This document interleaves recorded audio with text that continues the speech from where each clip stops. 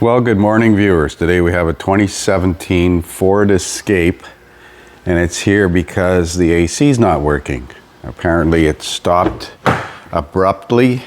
Hasn't been working for a few weeks. Let's start the vehicle. It says AC on. I'm turning it on. I do not hear the compressor running. Now the compressor is quite low in the engine bay. It's really hard to see.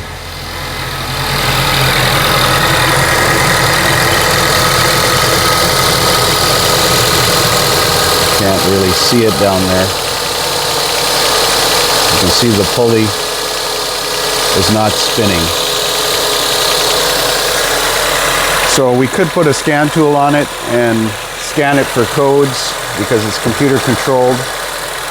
We could put the AC machine on it and check system pressures. I think we're going to put the scanner on it and see if there's any codes, and maybe we can see some system pressures and the status of the AC clutch on the scan tool. So I've loaded the vehicle history. I don't know why it's asking me to ID it, but it should automatically ID. Yeah, that's the vehicle history. Let's do a network code scan. I got it running, which shouldn't be a problem. It says engine not running, but it should scan with it running. Just avoids having to put a battery charger on it. So there's no codes in the engine, transmission, ABS, occupant classification, accessory protocol. Let's see if there's any in the HVAC system. Boy, this thing is pretty clean so far.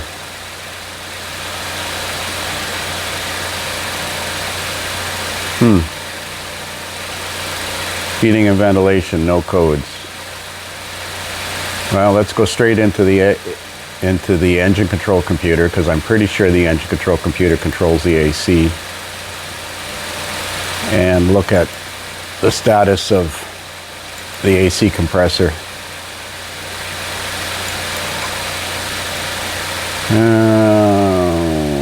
AC charging data. Vehicle may not support all PIDs.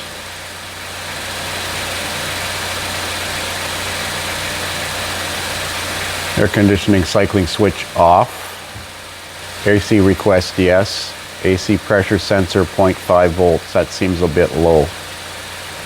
Doesn't give it to you in PSI though. So I'm going to throw oh, there it is. AC pressure 16 PSI. That's way too low. It should be around 75, 80 because it's ambient temperature in degrees Fahrenheit versus pressure. Should be pretty close correlation. So we're going to check the AC machine on it. So I had to shut the vehicle off to hook the low side pressure line up because it's close to the accessory drive belt. And now that I've opened the valves, I've got 60 and 60 PSI. So I'm going to start it now and see if just a little bit of refrigerant that went in causes the compressor to engage.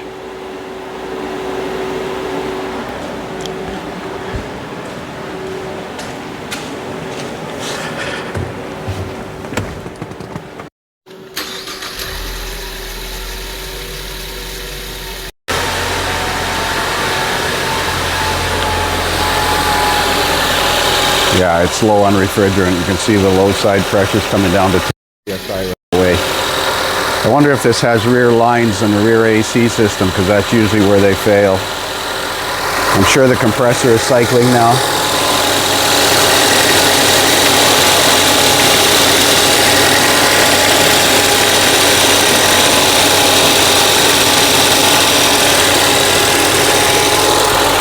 Yeah, it's cycling. Well, we're going to have to lift this up and have a visual inspection of the condenser and the lines on it. Compressor's on the bottom of the engine. So I recharge the system. It takes 0.765 for a 2-liter. I recovered about 0.1 pound out of it, but that was probably from the lines. Now it's running at about 140 PSI on the high side and 30 PSI on the low side. I'm going to add some dye to it And we're going to lift it up and see if there's any rear lines on this thing and look at the compressor and check for leaks. So this vehicle does not have rear AC lines, so we can't have a leak in the rear, but it's getting rusty. Customer really needs to consider getting this thing oiled, or it's not going to last more than a couple more years. And we'll fix this shield, screws falling out. But just looking at the underbelly pan, so I could see around the compressor, these bolts are not coming out.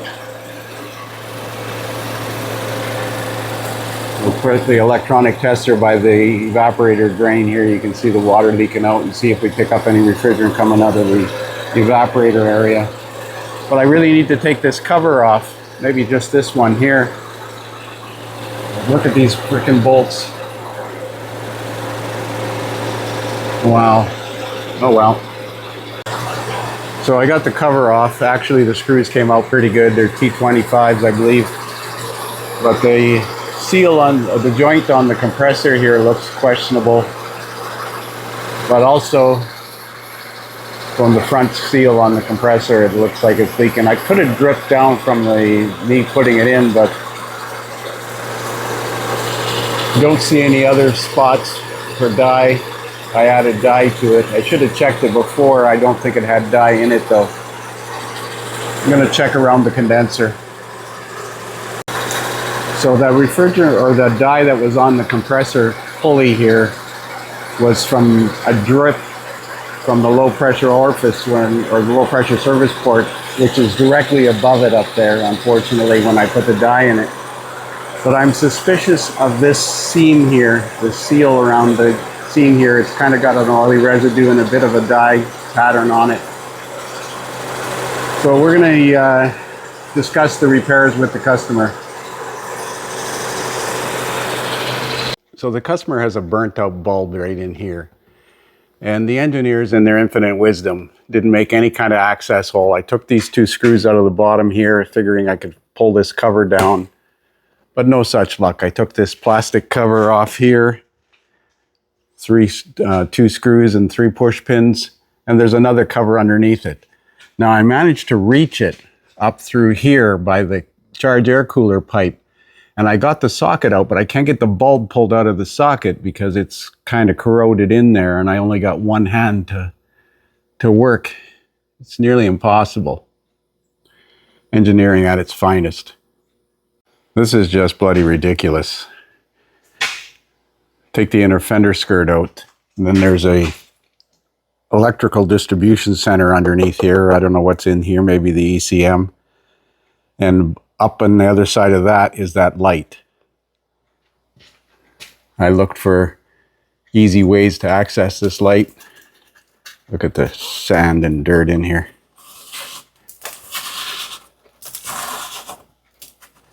And this vehicle doesn't see gravel roads. Well, I'm going to see if I can remove this. There's one bolt here, but I don't know what's up top here. Maybe this is it here. Good grief. So there's some kind of a module that lives inside that box. And there's another bolt on the front of the box. There's one up top here, right up here, going in from the fender, and the one on the side here, and then one in the front. You had to get it with a small ratchet and an 8mm socket. And it was difficult to get it out. Now you can see that socket. I tried with a pair of needle nose pliers with a piece of hose on it, and the bulb is melted into the socket slightly. I see that you can unplug the connector now. I couldn't see that before because I can only get up there with my hands. So you can see that socket. I'm going to try to get that connector out. So there's the socket out. I'm going to try to get that broken bulb out of there now. You need 2 hands to get in there, and there's only 1 hand available. So I managed to grab this with a pair of pliers and release the clip to pull the socket out so I can get this broken bulb out of here now. So there's the light working again. Gonna check that fog light too while we're here, considering how much work it is to get in here. This one on this side appears to be clear. Well, it's definitely not as amber as the other one. This is a turn signal. What a major pain in the royal to get at this bulb. Come on, engineers, you could do better. So the fog light bulb on that side was burnt out. It's a 9145 or an H10. No, sorry. Yeah, H10. So I've replaced that bulb on that side and I got the fog lights on, but this bulb is burnt out too. And that one's just as pain in the ass to get to. It's got a washer bottle in the way. But we'll try if I have another bulb. So I managed to get this one by taking out this 4 screws up here, the push pin, the 2 screws down the bottom, these 2 push pins, that push pin, and you can see it in through there. But I'm not going after the other 2 lights, they're further in. So they're working, we're going to leave them alone.